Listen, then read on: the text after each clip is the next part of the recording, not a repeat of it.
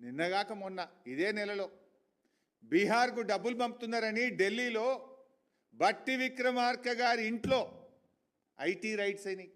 ఇది ఎందుకో బయటకు రాదు. మీరు ఢిల్లీకి బట్టి విక్రమార్క పోతే ఎప్పుడు తెలంగాణ భవన్లో ఉండడు. గుర్గాంలో ఆయన అత్తగారి ఇల్లు, ఆయన ఇల్లు ఉంటుంది, ఆడికి పోతాడు రాత్రి.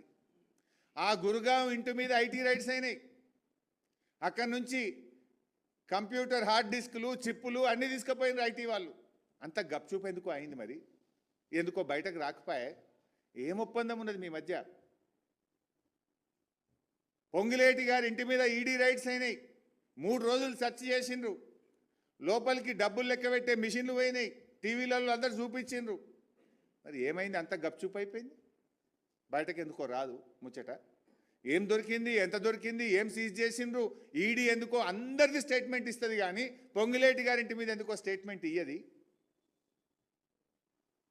ఢిల్లీలో ఐటీ రైట్స్ మరి ఎందుకు బయటకు వస్తలేవు?